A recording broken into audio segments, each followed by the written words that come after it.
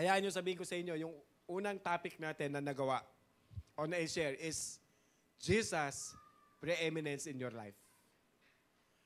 Okay? At ang pangalawa, Jesus' preeminence calls us to worship. At yung pangatlo, if Jesus is the preeminence, the Lord Jesus gave us the ministry. Ano yung ministry niyon? To be a what? Reconciler. Jesus is the preeminence of being a conciliation. Reconciliation. So, siya yung pinakamagaling pagdating sa reconciliation. Alright? At yun yung ministry na pinagkaloob niya sa atin. And today we're going to deal about the issue na lahat tayo ay aware tungkol dito. The issue about fake news. Sabihin nyo nga, fake news. In our world today, fake news spreads faster than the truth. So, one person posts something false. And within a minute, thousands believe it. No checking, no verifying, no asking. Bakit yung mga tao, kung ano yung mga hindi maganda, bakit yun yung sinishare? Yun yung na-entertain. Yun yung pinapanood natin. And in the same way, the enemy spreads spiritual fake news. Okay? Gusto nyo po bang malaman kung sino ang kung ano yung kauna-unahang insidente ng fake news in the planet Earth? Meron. O, meron ba? O, gusto nyo kung sino? O, check natin. Genesis chapter 3, verse 1 to 3. Alright? Now, the serpent was more crafty than any beast of the field, which the Lord God had made. And he said to the woman, indeed, has God said, you shall not eat from the tree of the garden? Ano yung unang fake news sa buong universe? Si Satanas mismo. Anong tinanong nyo kay Eva? Totoo ba pinagbabawalan kayo ng Diyos na kumain ng bunga ng alinman sa puno ng halaman? Yun yung tanong. So alam nating lahat ang katotohanan. Ano yung truth? God said, you can eat from any tree except the tree of the knowledge of good and evil. Tandaan nyo po ito ha. Okay? Meron po kayong marirealize dito. Pero makikita natin na ang fake news is meant to steer or to shake what we believe in. Or we think we know. Okay? Anong sagot ni Eva? Verse 2. The woman said to the serpent, from the fruit of the trees of the garden, we may eat. Verse 3.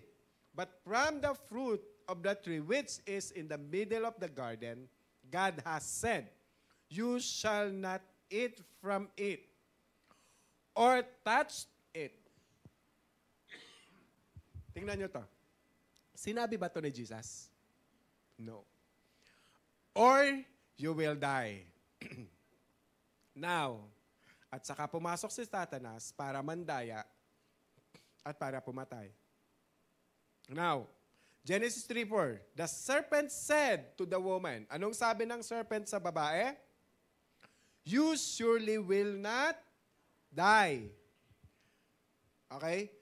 And for God knows that in the day you eat from it, your eyes will be opened. And you will be what? Ano po? Verse 5. Nandyan ba? Kaya pala. Hindi nasagot. Wala pala doon. Okay? You will be like God, knowing good and evil in verse 5. Now, first, fake news. Ever in the universe. You will be like God. Mga kapatid, ang peking balita ni Satanas ay pareho din ngayon. Remember? Okay. Gaya noong mga nasa Garden of Eden pa sila, ito ang buod ng kanyang peking balita. Maaaring ikaw ang maging Diyos ng iyong sarili. At maaari mong pangunahan ang ating Panginoon sa lahat ng desisyon mo sa buhay. Tama? Okay. That's the number one, fake news. Pangalawang fake news, knowing good and evil. Alamin mo mismo, pag-aralan mo mismo kung ano yung mabuti. Huwag kang maging alipin ng anumang sistema na ng paniniwala. You can create your own belief. That's the number two, fake news. Yan yung parang sinasabi niya. Kamaniwala sa sinasabi niya. And number three, you surely will not die. Gawin mo lahat ng gusto mo. Enjoyin mo lang ang buhay. There is no consequences. Yan ang sinasabi doon. Walang fake news. Yan ang sabi niya. And that's the fake news from the very beginning. Okay? Kaya ang message natin for today, ang title, Jesus, Preeminence, Live the Truth, Share the Truth. Okay? Ano pong ibig sabihin nito? Kung ikaw at ako ay naniniwala at dinideklara na si Jesus Christ is the preeminence, ang una nating gagawin is to live in the truth. Tama? At kung ang lahat ng alam natin ay nasa isip lamang natin, dumadalo ng Bible study, o ay nagbabasa ng Bible, umaattend ng life group or accountability group, nagbabasa ng Bible, pero hindi nakikita sa ating buhay, anong klaseng pahayag ang ginagawa natin? Wala po itong dating sa ating Panginoon. Dahil hindi natin tunay na ipinapahayag na si Jesus ang kataas-taasan, na si Jesus is the preeminence in our life. Ngunit kung si Kristo ang preeminence ng ating buhay, magiging bahagi ng buhay natin ang ipapahayag ang katotohanan sa mga taong kailangan makarinig nito. Okay? Ibabahagi ito. Perhaps, for those people na mga bagong Kristiyano na hindi pa malago ang kanyang pagiging Kristiyano. Sa mga mahal mo sa buhay na hindi pa ganap ang pananampalataya kay Kristo. Meron po tayong mission. Kaya ang topic na pag-aaralan po natin today is Colossians chapter 2, verse 1 to 10. Alright? Verse 1, basahin po natin. For I want you to know, sinulat po ito ni Paul. Remember, nung sinulat po ito ni Paul, si Paul po ay nakakulong at hindi pa po niya nakikita ang mga tao sa Colossians na kanyang itinayo na church doon. Sabi niya dito, how great a struggle I have on your behalf and for those who are at Laodicea. Ang area na ito ay malapit sa church sa Colossae. And for all those who have not personally seen my face. So si Paul, wala po siyang privilege na magkaroon ng personal interaction sa mga taga-church sa Colossians. Ang sabi niya dito, nag-i-struggle ako in terms of my prayer. Kaya lumuluhod ako para ipanalangin kayo habang isinusulat ko ito, habang nakakulong ako. Yan ang sabi ni Paul. Ang dahilan kung bakit si Paul ay nagsastruggle sa kanila, dahil ang early believers, ay china-challenge ng mga heresy because of unbiblical truth. So yung katotohanan ay binabaluktot ng mga unbelief system. May mga gustong magdagdag kung ano ang katotohanan tungkol kay Jesus Christ by saying, ito yung sinasabi nila, ayos lang si Kristo. Pero hindi sapat yon. Okay lang maniwala kayo kay Kristo, pero hindi sapat yung maniwala kayo hindi sapat yon para maligtas kayo. At kailangan mong dumaan sa ilang mga ritual at sundin ang ilang mga patakaran and things like this. Yun yung panggugulo sa kanila, sa mga taga-church sa Colossians, ng mga heresy. So sa kabilang banda, may mga sistema ng paniniwala na nagtatangkang bawasan ng katotohanan sa pamamagitan ng pagsasabing, imposible na si Jesus ay maging Diyos at tao ng sabay. Imposible. Yun yung kanilang pinapakalat. Kaya habang si Pablo ay nasa gitna ng pakikipaglaban dito sa panalangin, no? Para sa kapwa niya mananampalataya, para ihatid sa kanila ang mensahe tungkol sa kataas-taasan ni Jesus Christ. So anong layunin nito? Inilalarawan niya kung ano ang nais niyang makita. At saan yun makikita? Sa verse 2 ng Colossians. That their hearts may be encouraged, having been knit together in love, and attaining to all the wealth that comes from the full assurance of Christ Himself.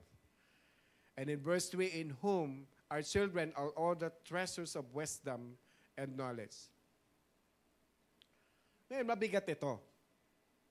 Susubukan nating himay-himayan yung sinabi ni Paul dito.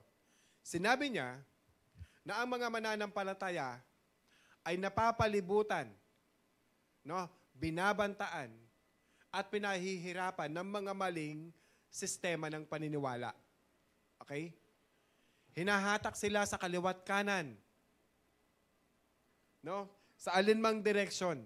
Lumalayo sila sa katotohanan na si Kristo ang Diyos and being preeminence. So sabi ni Paul, ito yung gusto kong makita sa inyo. At encouragement yan sa mga taga-Colossians. Para kayo ay lumago. Una, gusto kong mas ma-encourage kayo. Bakit ba dapat kayo ma-encourage? If Christ is preeminence, anuman ang sitwasyon natin ngayon, hindi mababago, no? Ang kanyang pagiging preeminence. Meaning, God still is in control. Kahit na nagdududa tayo, He knows our situation. He knows the truth. Hindi lang yung sitwasyon mo ang alam niya. Siya rin ang may control. Nasa likod niya tayo, no? Nasa likod natin sila at nasa likod mo siya. Amen po?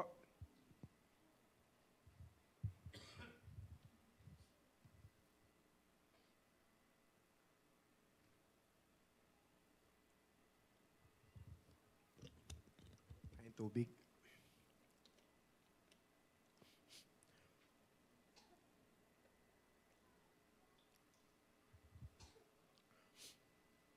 He can cause all things, mga kapatid. Alam ng Panginoon ang gagawin niya sa'yo. Bago ka pa magkaroon ng sitwasyon sa buhay, alam niya kung anong gagawin niya sa'yo. Ang kailangan lang ng Panginoon sa atin, magtiwala tayo sa Kanya. Manalig tayo sa Kanya. Even in disappointments, so we are encouraged because Jesus is preeminence. Amen po. Now, the second, na gustong makita ni Paul sa mga taga-church sa Colossians. Jesus is also preeminence in His love, so we are knit together in that love. Na kapag naranasan natin ang pag-ibig niya, we're also able to love Him in return. Amen? Now, we are able to love also one another unconditionally. Kahit yung mga kaaway natin o hindi natin kasundo, kaya na nating mamahalin. Kasi naranasan natin ang pag-ibig ni Kristo. Kaya nating magpatawad. Amen po? Familiar ba kayo sa word na knit? Ano yung Tagalog niyan? Ganchilyo? Alam niyo, natatandaan niyo pa po ba yung ganchilyo? I'm sure si Sister Carmen, tandang-tanda niya pa yan. Amen po? So sa madaling salita, sabi dito, ito ay mga sinulid na pinagdugtong-dugtong, pinag-ugnay-ugnay, pinagtahi-tahi ng mahigpit, at pinagtagpi-tagpi. Kaya hindi mo sila mapaghihiwalay. Okay? Yun yung buong diwa nito. Importante itong meaning na to. Mamaya marireveal ko sa inyo kung ano ibig sabihin niya. And the third, na gustong maging encouraged at encouragement ni Paul sa mga taga-church sa Colossians. Then sabi niya, then he says, he talked about the full assurance of understanding if Christ is preeminence and he has done what he did, and we believe that you and I fully assured that Christ dwells within us. Amen? His Holy Spirit is taken residence within us. Pinatawad niya, no? Pinapatawad niya ang ating mga kasalanan. At itong pinakamaganda, sa langit ang ultimate destination ng bawat isa sa atin. At sa mga darating na panahon, everything is God's under control. Amen? Amen po ba? And that's the full assurance that we have in Christ Jesus. At panghuli, and finally, resulting in a true knowledge of God's mystery, that Christ is Christ Himself. Amen? Amen po. So, hindi na po tayo madadaya ng kahit anumang mga turo o aral. Meaning to say, the more we know about Jesus, the more we awe of Him.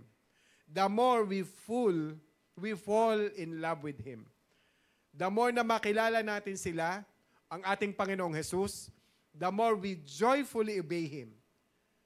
Yan ang gustong makita ni Paul sa kanila.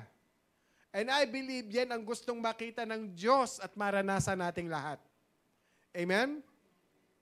Na sa buhay ng mga early believers, kaya siya nagsistruggle sa prayer for them. And in getting them this message, bakit? Dahil nahaharap sila sa paniniwalang salungat kay Kristo. At ang challenge sa kanilang faith. Amen? And in verse 4 ng Colossians, I say this so that no one will delude you with persuasive arguments. Now, ang silastang persuasive ay nangangahulugang yung kaaya-ayang pakinggan, yung persuasive. Maayos yung pagkakabuo. Okay? Magaling manghikayat tulad ng mga nung sinabi nung ahas nung nandun sila sa Garden of Eden. Na parang mga scammers ngayon. Para yung mga nambubudol ngayon. Oh, magaling magsalita. Ang galing. Kukunin niya yung loob mo, yung tiwala mo, and mamumove ka sa kanilang persuasive words. Pero ang hindi mo alam, yung motibo nila, sirain ka, lokohin ka, nakawan ka. That's the work of the enemy in our lives. Kaya maraming na-scam, maraming nabubudol. Kahit kami, sa loob mismo ng bahay namin, nabudol. But at the end of the day, ito yon. Fake news will always be exposed by the truth. Okay? So tingnan natin yung fake news. Number 1, fake news. Na hanggang ngayon nag-exist. Sabi niya dito, number 1 fake news. All religion are the same. Okay? All religion are the same. They can all lead you to heaven. Totoo, hindi? Totoo, hindi? Hindi. The source of truth is Christ alone. The best answer sa lahat ng hindi totoo is Christ Himself. Amen? Ito ang isang best answer. Acts 4:12. And there is a salvation in no one else, for there is no other name under heaven that has been given among men by which we must be saved. The best truth is always the truth about Christ. Amen? Number 2, fake news. Faith in Christ is good, but you still need to do certain things to be saved. Sabi ng iba, kailangan mabaptize ka. Kailangan lagi kang nagpupunta sa church, nagsisimba. Kailangan gumawa ka ng mga charities. Kailangan gumawa ka ng yung iba, kailangan mag-follow sa mga rituals. Hindi po natin sinasabi na masama yan. Pero kapag dinagdagan mo ang katotohanan, hindi na yun katotohanan. Amen?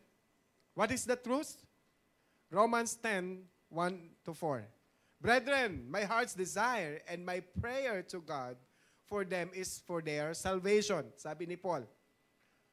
Sino yung them na tinutukoy dito? Yung mga fellow Jews, mga chosen people, chosen generation, na kung titingnan mo, tiisipin mo, sila yung may ticket na VIP ticket. First class ticket, kumbaga sa eroplano pagsakay. Pero sabi ni Paul, my heart's desire and my prayer to God for them is for their salvation. Bakit ganon? Kasi hindi sila naniniwala sa ating Panginoong Hesus na sinasamahan. Hanggang ngayon. And verse 2, for I testify about them that they have a zeal for God, but not in accordance with knowledge. Okay? For not knowing about God's righteousness and seeking to establish their own, they did not subject themselves to the righteousness of God. Ito ang conclusion ni Paul sa kanila. Again, it's all back to Jesus. Verse 4, for Christ is the end of the law, for righteousness to everyone who believes. We are all saved by faith in Christ alone. Amen? Whether sa panahon ni Paul noon, 1,000 years ago, at maging ngayon, 21st century, sa lahat ng tao sa buong mundo, alam nating lahat na maraming tao ang nagsisikap na ma-establish yung path patungo sa katuwiran na hindi naman ayon sa kaalaman. So, ibig sabihin, hindi na ito naayon sa katotohanan ng Biblia. Pero maraming gumagawa ng past.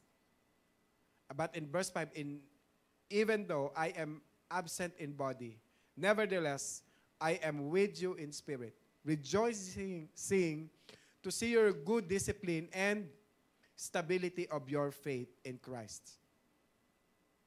Yan yung sinabi niya sa verse 5. Here is Paul affirming Colossians believers saying, masaya ako. Dahil maayos ang pamumuhay nyo at matatag ang inyong pananampalataya kay Kristo. Yan ang magandang report kay Paul ni Epaphras. Sabi niya, you establish the church and I know you have good discipline and the stability of your faith in Christ. Ibig sabihin, discipline and stability is described as army. They form a battlefield with the formation para hindi sila matalo ng kaaway. Okay? Bakit sinasabi ito ni Paul? Ako naniniwala, while we do have responsibility to be anchored on the truth of Christ, through His Word, we also have responsibility to one another. Amen? We need to stand firm together in our faith to encourage one another. Amen po ba? Now, on the truth that we have proclaimed and the truth we have believed, we have to stand together. Ang mundong to, hindi po siya nagkukulang sa kaisipang laban sa Biblia. Ang daming debate. Ito ay laganap sa anumang dako. Kasabay nito, palaging naroroon ng tukso sa makamundong pamumuhay at materialismo. Tama po ba? Yan yung goal ng enemy, to destroy and distract our faith. Ang temptation, na isiping, no, wala pang, ibig sabihin, wala nang iba pagkatapos sa buhay na ito. Ibig sabihin, after ng buhay mo, wala na. Tapos na. Kaya sabi nila, ang temptation, enjoy mo na lang yung buhay. Minsan lang ka lang mabuhay eh. So, ang feeling ko, basta ko yung buhay, mahalaga kaysa sa magsimba. Basta walang problema, okay na ako. Lagi kong naririnig yan. Ang kanilang blessing, it's all about, talks about material things. Pwedeng katulad ng sunod-sunod na mga problema. Nagsisimula ka na magduda. Or your faith started to shaken. Right? Kaya we have to encourage one another. Always speak the truth and love to one another and stand as a foundation, in our foundation that no other than our Lord Jesus Christ. Kaya nga in verse 6, sabi dito, therefore, as you have received Christ Jesus the Lord, so walk with Him, having been firmly rooted, and now being built up in Him, and established in your faith, just as you were instructed, and overflowing with gratitude. Paano po natin tinanggap si Jesus? We receive Him by faith. Amen? So by faith, in whom? Ano sinabi ng verse 6? Paki-flash yung verse 6.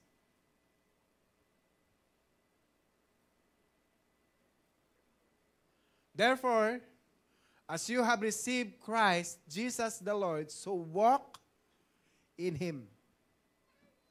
So Jesus is the supreme, so kailangan nating tumindig sa Kanyang principles. Amen? If Jesus is the supreme in our life. So sa Kanyang declaration, sa Kanyang characters, sa Kanyang sovereignty, attributes, yan yung ating buhay dapat araw-araw. That we stand in Him. And also, it describes doon sa verse 7. Anong sinasabi sa verse 7? Having been firmly rooted and now being built up in Him and established in your faith, just as you were instructed, and overflowing, what? With gratitude. Meaning, you and I changed every day. Transformed every day. Improve every day to become more like Christ. Amen? Yan yung nais ng Panginoon. And that's the prayer of Paul. When we see this word, rooted, built up, established, ito yung isang maganda illustration dyan. Meron akong picture na pinasend dito. Okay, tingnan niyo yung picture dyan. Ang tawag dyan, ito yung sequoia trees. Alam niyo, may sequoia trees. Okay. That is the giant sequoia trees. Sobrang napakalaki ng puno na yan. At ang taas niyan, umaabot ng 200 to 300 feet. Imaginin mo yun. Ang pinakamatanda na nabubuhay at nag-exist ngayon, alam niyo kung ilang taon? 2,000 years old. May ganyang puno na nag-exist. Okay? Now, imagine, si Jesus, nung pinanganak siya, maaring yung punong nabubuhay na yan, maaring nakita pa ni Jesus nung siya'y bata pa. At yan, there are 2.5 to 4 million pounds ng tubig na nandyan sa loob. Parang Olympic size ng pool ang dami para sa mag-exist sa mabuhay. That is amazing creation ng ating Panginoon. Tama po? So ang tanong, ano ang greatest stress ng punong ito? Tingnan nyo, ano? Greatest threat. Anong banta sa punong to, sa buhay ng punong to? Tingnan nyo. Ano? Guess. Ha? Tao? No? Fire? Tingnan nyo? Hindi. Kasi bakit? meron siyang protection na napagkakapal-kapal na balat na kapag na-protection yun para sa sunog. That's the amazing creation ng Lord. Tingin nyo, insects? Hindi rin. Kasi meron din siyang amazing traits na ginawa ang Lord sa kanya para hindi siya maapektuhan ng mga insekto. You know what the greatest threat ng sequoia tree? It's falling down. Okay? Kapag merong huge windstorm, yun yung kanyang greatest threats. Bakit? Despite na pagkalaki-laki niyang puno at pagkataas-taas niyang puno, ang ugat niya hanggang 6 feet to 20 feet lang ang lalim. So madali siyang mabuwal. Ang tangkad eh. Tama po? Pero, kaya susceptible sa strong windstorm. Alam niyo ginawa ng Lord? Mostly, ito, hindi siya nabubuhay na mag-isa lang kasi hindi siya tatayo kung mag-isa lang. Kaya, ang ginawa ni Lord, binubuhay siya ng magkakatabi. So, para pag dumating yung windstorm, ang ginawa niya, yung ugat, yung parang ginansilyo. Nakuha nyo? So tayong lahat ay merong different levels of maturity and growth in our spiritual walk with Christ. Amen? Lahat po tayo. Pero pwede tayo magtulungan to grow together. Like these sequoia trees, giant sequoia trees. Okay? Para mag-matured, para maging stable, at para maging matatag in our faith. Kapag nadadown ng isa, kapag nagda-doubt ang iba, pwedeng magsama-sama to rescue and to speak truth, of Christ in their lives. Amen? So kaya napakahalaga ng bawat isa. Kaya dapat, kung wala ka pa sa accountability group, join sa accountability group. Amen?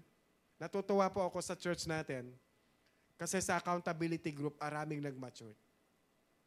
At hindi pa po yun natatapos doon sa pagsama-sama natin sa accountability group. Why? Dahil ang ibang tao, kailangan din nila si Kristo. Tama po?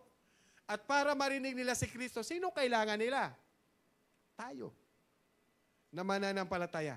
Para ma-encourage din sila na kumilala sa ating Panginoon, so kailangan mong magsimula rin mag-handle ng accountability group. Amen? Ano sinasabi ng Ephesians 4? As a result, we are no longer to be children, tossed here and there by waves and carried about by very wind of doctrine, by the trickery of men and craftiness and deceitful scheming. Hindi ka naman nadala kung saan-saang mga at anong turo. Hindi ka na basta mai-influence ng mundo. Bakit? Marami kang kasama. Tumitindig ka. Marami kayo. Binabakuran ka. Para iangat ka. But speaking the truth in love, we are to grow up in all aspects into Him who is the head, even Christ. Amen? Are you blessed? Are you learning? Kailangan natin magsalita ng katotohanan at mabuhay sa katotohanan at i-share ang katotohanan about our Savior, Jesus Christ. Amen po? And verse 8, see to it that no takes you captive through philosophy and empty deception, according to the tradition of men, according to the elementary principles of world, rather than according to Christ. So sinasabi ni Paul dito, see to it, take responsibility. Ito ang challenge ni Paul sa atin. Don't let anyone take you captive. Ang salitang captive, ang ibig sabihin yan ay dinakip ka, nahuli ka, o o dinukot ka. Bilang sa pagtatapos ng digmaan, katulad ng ikaw ay bihag. So huwag kang magpabihag sa kaaway. So paano mo malalaman kung peke ang pera? Paano mo malalaman? Kailangan sasalatin mong mabuti, sisipatin mo sa ilaw, ilalagay mo sa anong tawag doon? Basta, doon. Ultraviolet ba yon? So yun. So you have to really practice and practice and practice. And takes time and years para hindi ka maloko. So ganun din po tayo. Paano mo malalaman pagiging rooted ka sa Word in Word? Read the Word every day. Para magang familiar tayo sa salita ng Diyos. Reading is one thing. And apply sa buhay natin. Pero ang pagbabahagi sa salita ng Diyos, it completed the picture. Amen? Amen po. That's the challenge ng Lord sa bawat isa sa atin. Verse 9 in Colossians, for in Him, all the fullness of deity dwells in the bodily form, and in Him, you have been made complete.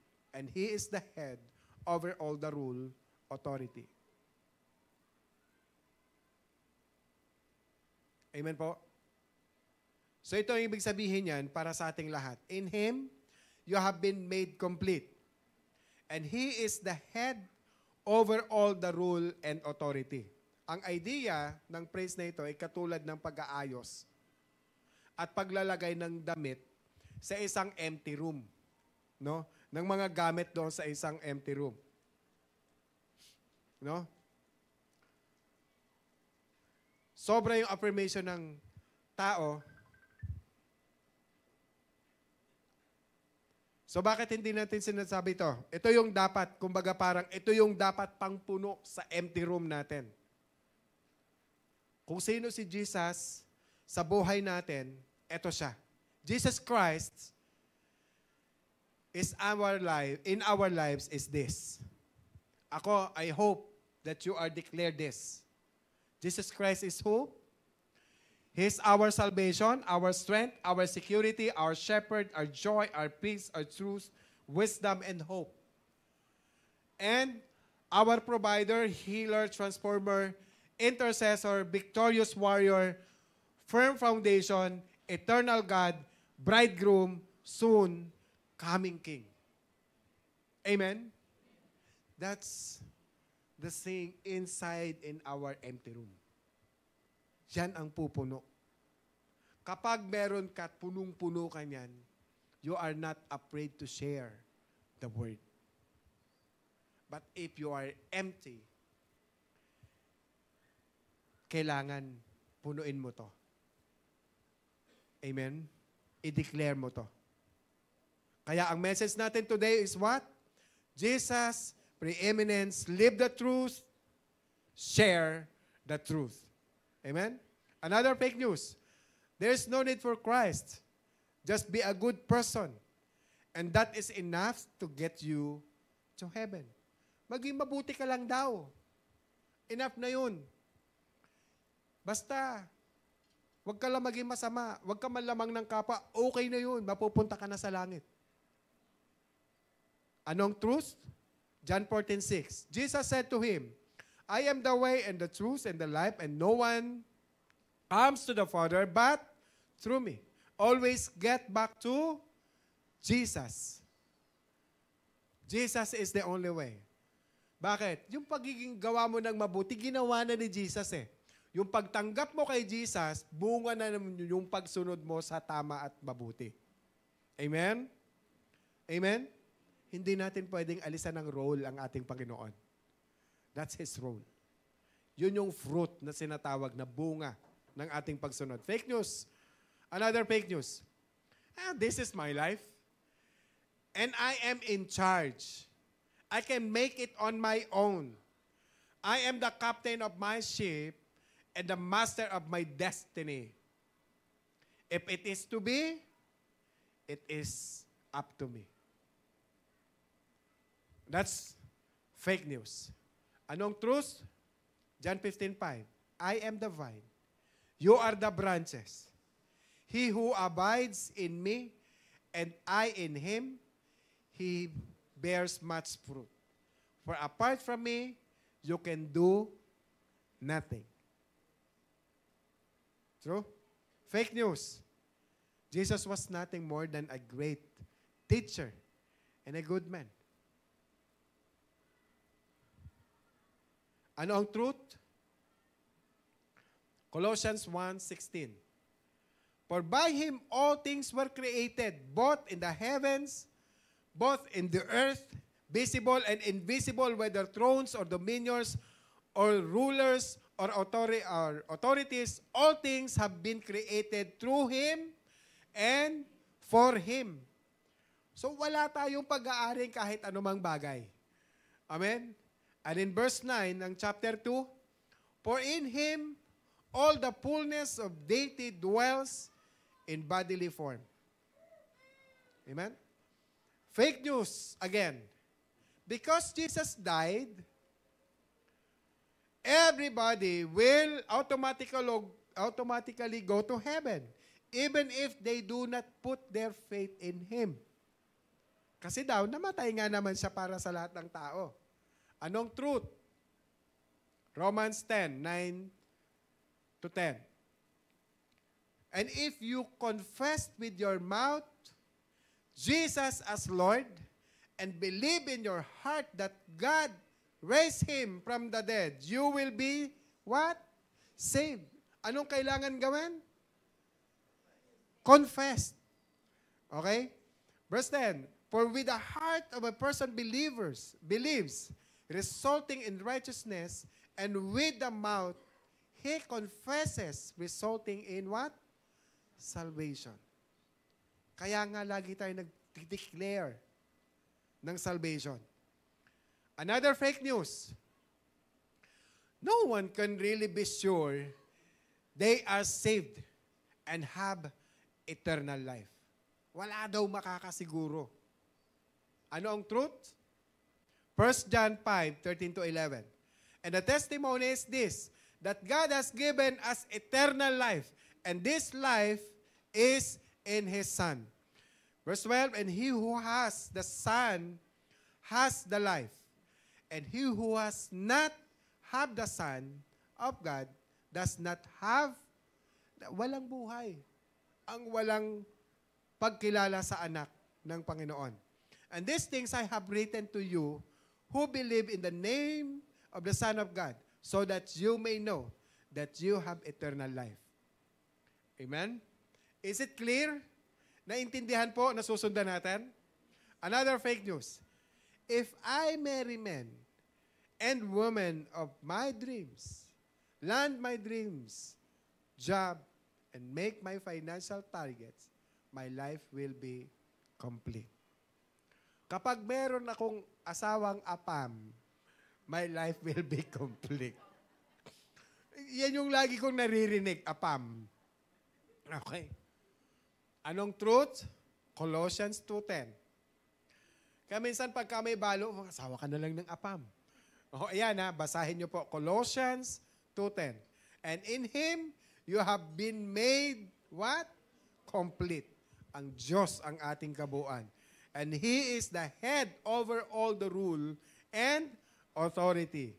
So mga kapatid, napakahalaga na alam natin ang katotohanan at nabubuhay tayo sa katotohanan. Amen? And the truth will set us free. So ipapakita ko sa inyo kung gaano ka-consistent si Paul sa 2 Corinthians 11, verse 2. For I am jealous for you with a godly jealousy. For I betrothed you to one husband, so that to Christ I might present you as a pure virgin. But I am afraid that, as the serpent deceived Eve by his craftiness, your minds will be led astray from the simplicity and purity of devotion to Christ. Ito yung puso ni Paul. Okay? Na kung bakit siya nag-struggle. While he was struggling in prayer, no? struggle sa pag-deliver ng message papunta sa mga churches na kanyang na-plant. Okay? Para sabihin sa mga tao. People of God, Jesus is preeminence. Jesus is preeminence. Live the truth, share the truth. Okay? Saan po natin makikita ang pagsasabuhay nito? Colossians 2, 6-7. Therefore, as you have received Christ, Jesus the Lord, so walk in Him, having been firmly and now being built up in Him and established in your faith, just as you were instructed, and overflowing high gratitude. Halimbawa, nagkaroon ako ng cancer, stage 4, na-survive ko siya. And for so many years, cancer-free ako. Tapos nakita ko yung kaibigan ko sa mall. Ganon din yung kanyang pinagdadaanan. Nandun siya nagsasuffer sa kanyang sufferings. Anong sasabihin ko sa kanya? Hoy friend, kumusta? Kumusta na yung negosyo mo? Yun ba yung itatanong ko sa kanya? Nagsasuffer siya sa karamdaman? Siyempre, I am so eager and excited to share a good news doon sa kaibigan ko. Para sabihin ko sa kanya, because I'm full of gratitude, sasabihin ko sa kanya, alam mo, may magandang balita sa'yo. May ipapakilala ko sa'yo yung doktor na humawak sa akin. God is really amazing in my life because binigyan niya ako ng ganito kagaling na doktor. You know what? Gusto ko siyang makilala mo. Para kung ano yung nangyari sa akin, mangyari rin sa'yo. Tama po? Because I'm full of gratitude. Mga kapatid, overflowing yung gratitude natin when we are full, no? Doon sa presence ng ating Panginoon. Halala niyo po ba ito? Ano yung pinakamahalagang desisyong nagawa mo sa iyong buhay? Sa buong buhay mo? Ano yung pinakamahalaga? Simple ang message ng katotohanan ng ating Panginoong Hesus. At ang challenge ng bawat isa sa bawat isa sa atin. That the amazing truth will be shared to the specific person. Amen? Simple ang mensahe ng Panginoon.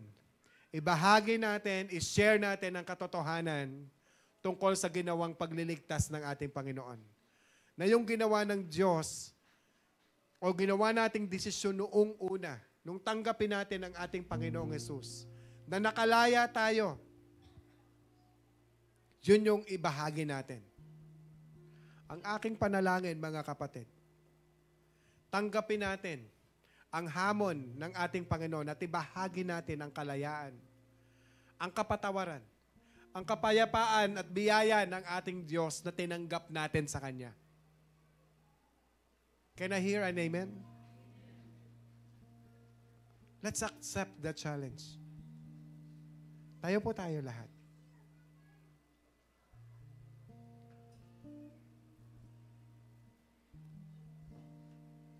Pero po ba tayong bisita ngayon na sa kauna-unahang pagkakataon ay narinig ang salita ng Panginoon? Meron. At kung ikaw ay laging nakakapakinig ng salita ng Panginoon, sa mga oras na ito, very clear yung sinasabi ng Lord sa'yo, yung mensahe ng Panginoon sa'yo, yung challenge na binibigay ng Panginoon sa atin. No? Yung mensahe ng Panginoon na ipinarinig sa'yo ay malinaw ang panawagan sa'yo ng Panginoon. Balik loob. No? At kung sa tingin mo, hindi mo pa nagawa yung best decision sa iyong buhay, ito kapatid yung tamang panahon. Hinihintay ka ng ating Panginoon. And God wants you to accept this challenge. Isuko mo sa Kanya ng buong buo ang iyong buhay. At ideklara mo sa Kanya na pangunahan ka niya. Meaning, He is the preeminence in your life. That He is the Lord. That He is the King of Kings, the Master and the Savior of your life. Hindi aksidenteng nakikinig ka ngayon. Even those people who are listening and online. Hindi aksidente. Ang gusto ng Panginoon, mapuno ka ng biyaya, mapuno ka ng pag-ibig, mabuno ka ng pagkalinga ng ating Panginoon.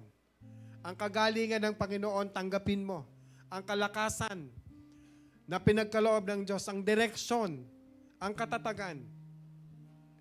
Ang nais ng Panginoon, tanggapin mo. And can you raise your hands when you are willing, if you are willing to accept this challenge, that the Lord Jesus Christ is your wholeheartedly Savior of your life. Raise your hands. Yes. Thank you, Lord. Thank you, Jesus. Thank you, Lord Jesus. Panginoon, nakikita mo po yung nagtataas ng kamay. It means they declare you as your Lord, as you are Lord and Savior of their life. Lord, alam mo po yung dinadaanan ng bawat isa. Alam niyo po kung sino yung nagpe-pretend lamang. Alam niyo po kung sino yung totoo sa bawat isa. Alam niyo po kung sino yung empty. Yung kanilang puso at kanilang isipan. Alam ko po, Lord, na alam mo kung ano ang kailangan ng bawat isa. Punuin mo po yung kanilang empty hearts ng declaration that you are our Savior, our King, our Lord, our hope, our healer, our salvation. Everything, Lord Jesus. Lord, nakikita mo po yung nakatasang kamay and I declare that you are Lord and Savior of their life, Father. Kapatid, sundan mo yung panalangin na to. Panginoong Jesus, Ikaw ang aking Diyos at Panginoon. Salamat sa malinaw mong mensahe. At tinatanggap ko, Panginoon, ang challenge mo na ang word of truth na aking narinig ngayon ay akin pong ibabahagi sa lahat ng mga tao sa paligid ko, sa mga mahal ko sa buhay, maging hindi ko man kamag-anak o hindi ko man kadugo, handa ko silang bahaginan ng pag-ibig na binigay mo sa akin. At ang kaligtasang aking tinanggap ngayon ay kaligtasang ibabahagi ko rin sa iba. Ang kapayapaang tinanggap ko, Panginoon, ang pag-ibig na tinanggap ko, Panginoon, ang pagpapalang tinanggap ko, Panginoon, ang kalayaang tinanggap ko, Panginoon, ang kagalingang pinagkaloob mo sa akin na tinanggap ko ngayon, ay akin din pong ibabahagi sa iba. Ang peace, ang joy, and patience, ang self-control, ang patience, Lord, ang loving kindness, Lord, na tinanggap ko mula sa inyo, ay ibabahagi ko rin sa iba. Lord, as I accept this challenge, Lord, I pray that everywhere I go, dadalahin ko to, tataglayin ko to. Ano man ang challenges na haharapin ko somewhere along the way, kaya ko itong pagtagumpayan. Ano mang temptation ang darating somewhere along the way, hanggang lumalakad ako sa mundong to, pinagtagumpayan ko na to. Pagtatagumpayan ko patuloy dahil Ikaw, Lord, ang nasa puso ko. Ikaw, Lord, ang nasa isip ko. Ikaw, Lord, yung nasa katawan ko. Ikaw, Lord, yung nag-saturate ng buhay ko. Because my life is yours alone. Thank you, Father. Thank you, Lord. Kung dati mahina ang loob ko, ngayon malakas ang loob ko dahil Ikaw ang kalakasan ko. Kung dati bagsak ang self-esteem ko, bagsak ang aking confidence, Lord, Ikaw ang kalakasan ko. Ikaw ang katagumpayan ko. At walang laban sa mundong to na hindi ko kayang pagtagumpayan because You are my victory, Lord. Thank You, Father. I declare You as my victory and my Lord and Savior of my life. Thank you, Father God, for these blessings. I speak blessing upon blessing. I speak healing upon healing. In Jesus' name, amen. Thank you, Lord. Palapakan natin ang Panginoon. And as we close this service, let's raise our hands and receive the blessings of God, that each and every one of you will never leave this place without receiving blessings. Lord, pagpalain mo po ang lahat ng mga kapatid ko na nandito. Napakinggan ng katotohanan ng iyong mga salita. Salamat sa declaration at salamat sa mga salitang punong-puno ng substance and fruitful words and declaration. We pray freedom that everywhere we go, selyuhan mo po ang bawat isa, Panginoon. Maging ang mga nanonood online, bless each and every one of them. Lord, pagpalain mo po ang bawat isa. May the Lord bless you and keep you, and may His countenance be upon you both now and forever. Go in peace, and may you be a blessing to others. In the name of the Father, the Son, and of the Holy Spirit. You're invited. Every Sunday is an opportunity to encounter God's presence. Join us for worship, the Word, and fellowship. That's 10 a.m. here in our sanctuary. Don't forget to bring your family or friends. Let's gather every Mondays, Wednesdays, and Fridays and pray together. You can join via Zoom every 5 a.m. You can reach out to Brother Nemar or Sister Bing for your prayer requests. We strongly believe that God hears our prayers, and we also gather together as a whole congregation every first Friday of every month to pray for our church, nation, and the like. That's 8 to 9 p.m. here in our sanctuary. Want to be part of a circle who will pray for you as you do life together? Be part of an accountability group today. A safe space to share, learn, and strengthen your walk with God. Feel free to reach out to Kuya Jong and Gladys if you are interested.